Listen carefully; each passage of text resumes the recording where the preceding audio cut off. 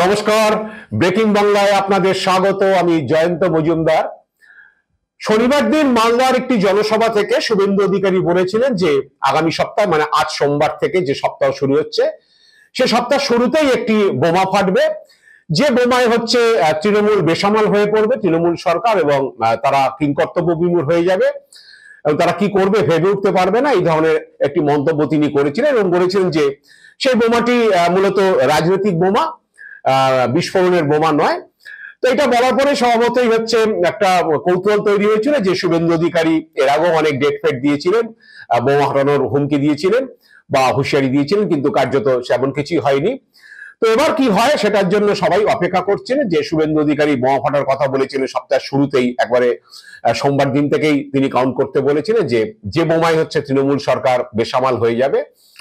তো এখন যেটা দেখা গেল যে সোমবার দিন, তখন শনিবার দিন উনি ওটা বলার পরেই অনেকে মনে করেছিলেন যে সোমবার দিন এসএসসি নিয়োগ দুর্নীতি সংক্রান্ত মামলার রায় হয়েছে হাইকোর্টে, এবং হচ্ছে সুজয় কৃষ্ণ ভদ্র, মানে নিয়োগ দুর্নীতি মামলায় ধৃত সুজয় কৃষ্ণ ভদ্র, তার কণ্ঠস্বরের নমুনা যে পরীক্ষা করতে পাঠানো হয়েছিল তার রিপোর্ট এসছে, ইডি সেই রিপোর্ট পেয়েছে। তো এই দ্বিতীয় বিষয়, কোন একটি বিষয় সেটি হতে পারে, নিয়োগ দুর্নীতির মামলার রায় নিয়ে কিছু হতে পারে, অথবা সুজয় কৃষ্ণ ভদ্রের কণ্ঠস্বরের নমুনা সেই রিপোর্ট ইডি আদালতে কিছু করতে পারে বা কিছু ঘটনা ঘটতে পারে, এরকম সকলে গেস করছিলেন। তো দেখা গেল যে সোমবার দিন এসএসসি নিয়োগ দুর্নীতি মামলার রায় বেরোলো। কলকাতা হাইকোর্টের যে বিশেষ বেঞ্চ গঠন হয়েছে নিয়োগ দুর্নীতি নিয়ে, জাস্টিস দেবাংশু বসাক এবং মোহাম্মদ সাব্বার রশিদির যে বেঞ্চ, সেই দেবাংশু বসাকদের বেঞ্চদের হচ্ছে বিচারপতি দেবাংশু বসাকদের বেঞ্চটা 2016 সালের এসএসসির যে নিয়োগ প্রক্রিয়া সেটা তারা বাতিল করলেন, এবং সে কারণে 25,753 জনের চাকরি বাতিল হলো। 2016 সালে এসএসসির হচ্ছে নবম দশম একাদশ দ্বাদশ শ্রেণীর যে নিয়োগ হয়েছিল, এবং তার সঙ্গে গ্রুপ সি গ্রুপ ডি মোট 4টে ক্রাইটেরিয়াতে এই নিয়োগটা হয়েছিল 25,753। টোটাল নিয়োগটাই তারা বাতিল করে দিলেন। শুধুমাত্র একজন প্রার্থী সোমা দাস, যিনি ক্যান্সারে আক্রান্ত ছিলেন, সেই সোমা দাসের চাকরি বহাল রইল, এবং একইভাবে বললো যে প্যানেলের মেয়াদ শেষ হয়ে যাওয়ার পর যেসব চাকরি প্রাপকরা চাকরি পেয়েছেন তাদেরকে বেতন ফেরত দিতে হবে 12% ইন্টারেস্ট সহ। এবং এই মামলা তদন্ত সিবিআই চালিয়ে যাবে, এবং সিবিআই যদি মনে করে কোনো সন্দেহভাজনকে হেফাজতে নিয়ে তদন্ত করার প্রয়োজন, সিবিআই সেটাও করতে পারে। এই ধরনের বিভিন্ন রায়ের অংশগুলো রয়েছে।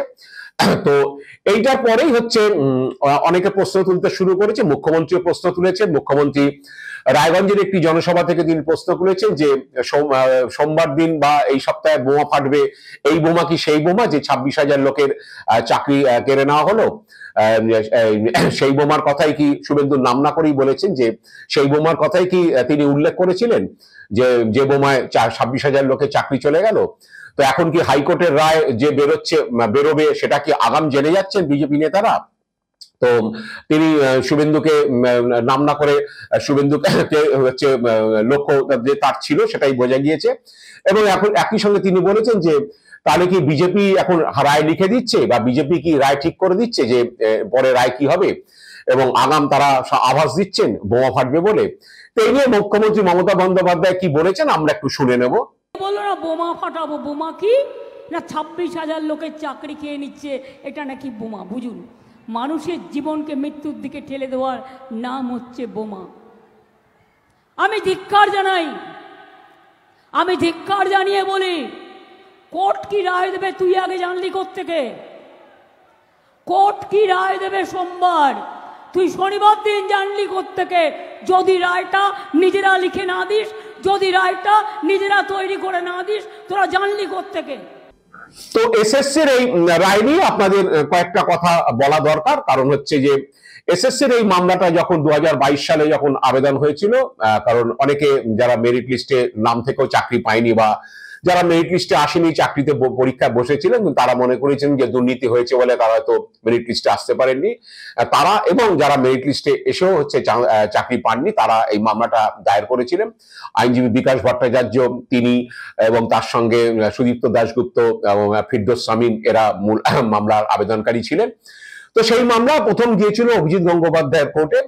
অভিজিৎ গঙ্গোপাধ্যায় সেই মামলার হচ্ছে সিবিআই এর তদন্তের নির্দেশ দেন, এবং সিবিআই সেই তদন্ত শুরু করে প্রথমেই হচ্ছে তারা পার্থ চট্টোপাধ্যায়, আগেই পার্থ চট্টোপাধ্যায় অন্য একটি মামলায় গ্রেপ্তার হয়েছিলেন, বা শিক্ষা দপ্তরের অনেক কর্তা। তো এসএসসি এই মামলাতে Partha Chattopadhyay, SSC chairman Subiresh Bhattacharya, SP Sinha, এরকম শিক্ষা দপ্তরের বিভিন্ন কর্তাদের তারা হেফাজতে নেয়। এই মামলা তদন্ত শুরু করে সিবিআই। সেই তদন্ত শুরু করার পরে সিবিআই 17টা ক্যাটাগরিতে যে তারা মনে করেছিল যে অনিয়ম হয়েছে যে যে ক্ষেত্র নিয়ে, যেমন ওয়েমার্কশিট তারা যাচাই করেছিল, এই যে 25,753 জন চাকরি পেয়েছেন তাদের ওয়েমার্কশিট যাচাই করা, মেরিট লিস্ট জাম্পের ক্ষেত্রে অনিয়ম, ওয়েমার্কশিটের অনিয়ম, মানে তাদের ওয়েমার্কশিটে কি নাম্বার এসছে সেটাকে ট্যাম্পারিং করা হয়েছে কিনা, এই সমস্ত বিভিন্ন বিষয় ক্রাইটেরিয়া তারা নির্ণয় করে এবং ইন্টারভিউতে নাম্বার নিয়ে নানান ধরনের মিলিয়ে মোট 17টি বিষয় নিয়ে তারা খুঁটিনাটি যাচাই করে 5,000-এর মতো নাম তারা বেছে নিয়েছিল, যে এই 25,753 জনের মধ্যে 5,000-এর মতো লোক রয়েছে যারা হচ্ছে অনিয়ম করে তারা চাকরি পেয়েছে, তারা যোগ্যতা ছিল না, তারা চাকরি পেয়েছে, এটা তারা চিহ্নিত করেছিল এবং এসএসসি কে বলেছিল যে এদের অ্যাপয়েন্টমেন্টের যে রেকমেন্ডেশন তারা করেছিল মধ্যশিক্ষা পর্ষদের কাছে, তাদের হচ্ছে রেকমেন্ডেশন লেটার উইথড্র করার জন্য এসএসসি মোটামুটি ভাবে হচ্ছে সেই রেকমেন্ডেশন উইথড্র করার হচ্ছে প্রসেসটা শুরু করেছিল। এবং এই ওয়েমার্কশিটের জন্য 3টে হার্ড ডিস্ক তারা বাজেয়াপ্ত করেছিল, যে যারা যত পরীক্ষার্থী তারা পরীক্ষা দিয়েছেন তাদের ওয়েমার্কশিট হচ্ছে যে হার্ড ডিস্কে রয়েছে সেগুলো থেকে তারা বেছে বেছে এই নিয়োগ হয়ে যাওয়া 26,000-এর মধ্যে 5,000-কে তারা চিহ্নিত করেছিল এবং বলেছিল 5,000 তারা বেআইনিভাবে চাকরি পেয়েছেন, অযোগ্য তারা চাকরি পেয়েছেন, নিয়ম ভেঙে চাকরি পেয়েছেন। এটা অভিজিৎ গঙ্গোপাধ্যায় কোর্টে এটা হয়েছিল এবং তারপরে সেই এসএসসি কে বলা হয়েছিল এদের নিয়োগকে হচ্ছে বাতিল করতে এবং নিয়োগ পত্র হচ্ছে উইথড্র করে নিতে। তো এরপরে যেটা হয় যে বিভিন্ন মামলা সুপ্রিম কোর্টে যখন যায়, এই চাকরি বাতিলের মামলা, এর আগে প্রাথমিকও একটা বড় অংশের প্রায় 42,000, পরবর্তীকালে সেটা কমিয়ে 32,000-এর মতো চাকরি বাতিল হয়েছিল অভিজিৎ গঙ্গোপাধ্যায়ের নির্দেশে। সেই নিয়ে সুপ্রিম কোর্টে পরপর অনেকগুলো চাকরি বাতিলের মামলায় পিটিশন হয় এবং সেগুলো স্টে হয়ে যায়, কিন্তু পরবর্তীকালে সুপ্রিম কোর্টের বেঞ্চ তারা জানিয়ে দেয় হাইকোর্টকে যে এতগুলি মামলা, এরা হাইকোর্ট যাতে একটা বিশেষ বেঞ্চ গঠন করে সেই মামলার তদন্ত নির্দেশ দেয়, সেই মামলা শোনে। তো সেক্ষেত্রে প্রধান বিচারপতি টি.এস. শিবজ্ঞানম তিনি এই জাস্টিস দেবাংশু বসাকের নেতৃত্বাধীন ডিভিশন বেঞ্চ, সেই বেঞ্চকে হচ্ছে এই মামলার শুনানির জন্য দেওয়া হয়েছিল এবং অনেকগুলি মামলাই সেখানে রয়েছে। এই মামলার হচ্ছে যে শুনানি, সেই শুনানি গত মার্চ মাসে শেষ হয়েছিল, সোমবার দিন সেই মামলার রায় বেরোলো। তো এখন হচ্ছে অনেকেই প্রশ্ন তুলেছেন যে যারা সিবিআই তদন্ত করে এই 26,000-এর মধ্যে যে 5,000 জনকে চিহ্নিত করেছিল, যাদের 17টা ক্যাটাগরিতে অনিয়ম হয়েছে বিভিন্ন ক্ষেত্র নিয়ে, কারোর ক্ষেত্রে ওএমআর-শিটে ট্যাম্পারিং, কারোর ক্ষেত্রে র্যাঙ্ক জাম্প করা, কারোর ইন্টারভিউ মার্কস নিয়ে সমস্যা আছে, কারো হচ্ছে যে ডিগ্রিতে যে মার্কস, তার ক্যাটাগরি যে তাদের শিক্ষাগত যোগ্যতার নিরিখে যে মার্কস, সমস্ত বিষয়গুলো নিয়ে তারা 5,000 জনকে চিহ্নিত করেছিল। সেই সংখ্যাটা বা তাদের যদি সিবিআই যদি চিহ্নিত করে ফেলেছে, তাদেরকে যদি বাতিল করা হতো তাহলে হয়তো এই প্রশ্নগুলো উঠতো না, কিন্তু টোটাল যারা 25,753 জনের চাকরি বাতিল হতো, অনেকেই প্রশ্ন তুলছেন যে যারা তাহলে জেনুইন পরীক্ষা দিয়ে তারা যোগ্যতার ভিত্তিতে চাকরি পেয়েছে, সেই 21,000 প্রার্থী তারা কি দোষ করলো, এই নিয়ে প্রশ্ন উঠেছে। কারণ সিবিআই তো ইতিমধ্যেই হচ্ছে তদন্ত করে যারা অনিয়ম করেছে তাদেরকে চিহ্নিত করে ফেলা হয়েছে, তারপরে ডিভিশন বেঞ্চ কেন এই ধরনের একটা অর্ডার করলো যে রাতে হচ্ছে সকলের চাকরি বাতিল হয়ে গেল। এবং অনেকেই মনে করছেন যে যারা কোনো রকম অনিয়মের মধ্যে ছিলেন না, বা সিবিআই যাদের ক্ষেত্রে কোনো অনিয়ম খুঁজে পাননি, সিবিআই তদন্ত করে, সিবিআই তদন্তকারী অফিসাররা, এবং তাদের ক্ষেত্রে তারা কেন এই অন্যদের যে ডিসক্রিমিনেশন হয়েছে সেটাতে তারা কেন তারা ভোগান্তির শিকার হবে, এই নিয়ে হচ্ছে প্রশ্ন তুলেছেন। এবং আমরা যেটুকু জানতে পারছি যে 5,000-এর মধ্যে উচ্চ মাধ্যমিক স্তরে তেমন পরীক্ষা তেমন প্রার্থী ছিলেন না, সেখানে 11-12-এর জন্য 39 জনের মতো চিহ্নিত হয়েছিল, বাকিটা মোটামুটি 9-10 এবং group C group D SSC তাদের মধ্যে থেকে চিহ্নিত করা হয়েছিল এবং সিবিআই সেই চিহ্নিতকরণের কাজ প্রায় শেষও করে ফেলেছে। তো প্রশ্ন উঠেছে যে সিবিআই যখন অভিজিৎ গাঙ্গুলি কোর্টে যখন মামলা ছিল, সিবিআই সিবিআই যখন 5,000 প্রার্থীকে চিহ্নিত করে ফেলেছে যাদের ক্ষেত্রে অনিয়ম হয়েছে, তারপরে কেন পুরো প্যানেল বাতিল করা হলো? 26,000 লোকের চাকরি কেন বাতিল করা হলো? এবং এই বাকি 21,000 লোক কোথায় যাবে? তারা যোগ্যতার ভিত্তিতে তারা চাকরি পেয়েছিল এবং তাদেরকে কি বলে, তাদের আজকে থেকে চাকরি থাকলো না। তো এরকম একটা অবস্থার মধ্যে অনেকে মনে করছেন যে যাদের ক্ষেত্রে কোনো অনিয়ম ঘটেনি, যাদের ক্ষেত্রে কোনো প্রশ্ন ওঠেনি, তারা হয়তো আগামী দিনে সুপ্রিম কোর্টে মামলা করতে পারেন এবং সুপ্রিম কোর্ট সেক্ষেত্রে কি করে সেটা ভবিষ্যতের ব্যাপার। কিন্তু প্রশ্ন যে সিবিআই যখন তদন্ত করেছে, যদি এরকম হতো যে সিবিআই তদন্ত করেনি কিছু, বা সিবিআই কিছু স্যাম্পল রেখে বলেছে যে এরকম ব্যাপার, এখানে অনিয়ম হয়েছে, কোর্ট হয়তো সেটার ভিত্তিতে পুরো প্যানেল বাতিল করে দিল, এরকম হতে পারত। কিন্তু সিবিআই যে ক্ষেত্রে তদন্ত করে 5,000 জনকে চিহ্নিত করে ফেলেছে, অভিজিৎ গাঙ্গুলি কোর্টে যখন মামলা ছিল, সেই চিহ্নিত করার পরেও কেন এই বিশেষ বেঞ্চ কেন পুরো প্যানেল বাতিল করলো, এই নিয়েই অনেকে প্রশ্ন করছে। কারণ 20,000 21,000 প্রার্থী যারা যোগ্যতার ভিত্তিতেই চাকরি পেয়েছেন, তারাও হচ্ছে অথই জলে পড়ে গেল।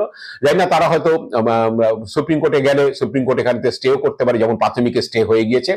এবং স্টে হওয়া শুধু না, প্রাথমিকের মামলায় যে স্টে হয়েছে সেক্ষেত্রে সুপ্রিম কোর্টের বেঞ্চ জানিয়ে দিয়েছে যে এদের সসম্মানে চাকরি করতে দিতে হবে, এবং হচ্ছে যতদিন না এই মামলার নিষ্পত্তি হয় তাদেরকে কোনো রকম ছোঁয়া যাবে না, তাদেরকে সসম্মানে চাকরি এবং বেতন তাদের দিতে হবে। সেটা তো কলকাতা হাইকোর্টে তাদেরও সেই 32,000-এর চাকরি বাতিল হয়েছিল, কিন্তু সুপ্রিম কোর্ট তাদের সেই চাকরি বাতিলের উপর স্টে দিয়েছে। তাই না ভবিষ্যতেও এই বাকি যারা রয়েছেন, যারা যোগ্যতার ভিত্তিতে চাকরি পেয়েছে, যারা দাবি করছেন বা যাদেরকে চিহ্নিত করা হয়নি, সিবিআই চিহ্নিত করেনি তদন্ত করে, তারা হয়তো ভবিষ্যতে গেলে সেক্ষেত্রে সুপ্রিম কোর্টে হয়তো স্টে দিতে পারে। জানি না ভবিষ্যতে কি হবে, সেটা সুপ্রিম কোর্টের ব্যাপার। কিন্তু এই শুভেন্দু অধিকারীদের আগাম এই যে ঘোষণা বা আগাম যে আভাস, এই আভাস নিয়ে প্রশ্ন উঠবেই। কারণ হচ্ছে হাইকোর্টে একটা মামলার রায় হবে, সেই মামলার রায়ের হচ্ছে আগেই হচ্ছে তারা যখন আভাস দিচ্ছে, এখন অনেকেই কি বলে নিন্দুকেরা বা রাজনৈতিক পর্যবেক্ষক অনেকেই মত হচ্ছে যে এরকম ধরনের আভাসেই বোঝা যায় যে কিছু ঘটনা হয়তো ঘটে থাকতে পারে, বা তারা আভাস পেতে পারে। কারণ এখন হাইকোর্টে নানান ধরনের মন্তব্য শুরু হয়েছে অনেক জাস্টিসের নামে। আমি কোনো জাস্টিসকে ব্যক্তিগতভাবে আক্রমণ করছি না, অনেক জাস্টিসকে ব্রিফকেস বক্সি, কাউকে ব্রিফকেস চ্যাটার্জি, এরকম ধরনের বিভিন্ন নামে ডাকা হয়। আমি জানি না কেন তাদের সেসব নামে ডাকা হয়। তবে অনেকেও মনে করছেন যে অভিজিৎ গঙ্গোপাধ্যায়ের মতো ভবিষ্যতে হয়তো কেউ রিটায়ারমেন্টের সময়, রিটায়ারমেন্টের পরে বা রিটায়ারমেন্ট কিছু আগেও হয়তো তারাও হয়তো কোনো পার্টিগত নাম লেখাতে পারেন। এরকম ধরনের চর্চা অভিজিৎ গঙ্গোপাধ্যায় বিজেপিতে যোগদানের পরে শুরু হয়েছে। সেগুলো তার কি সারবত্তা আছে আমি জানি না, কিন্তু এসব চর্চা শুরু হয়েছে অভিজিৎ গঙ্গোপাধ্যায় রাজনীতিতে যোগদান করার পরে, বিজেপিতে যোগদান করার পরে। সত্যি মিথ্যা জানি না, সত্যি শুভেন্দুরা সেই আভাস পেয়েছেন কিনা। যদি আভাস পেয়ে থাকেন তাহলে সামনের দিন কিন্তু খুবই খারাপের দিন। কারণ হচ্ছে হাইকোর্টে কোনো বিচার ব্যবস্থা বা হাইকোর্টের কোনো অর্ডার যদি সেটা আগাম লিক হয়ে যায়, কোনো বেঞ্চের কোনো রায়ের খবর যদি আগাম লিক হয়ে যায়, তাহলে সে কিন্তু বিচার ব্যবস্থার পক্ষে সত্যিই হচ্ছে অন্ধকার দিন আগামী দিনে বয়ে নিয়ে আসছে। আজ এ পর্যন্তই। আপনারা ভালো থাকবেন, সুস্থ থাকবেন। নমস্কার।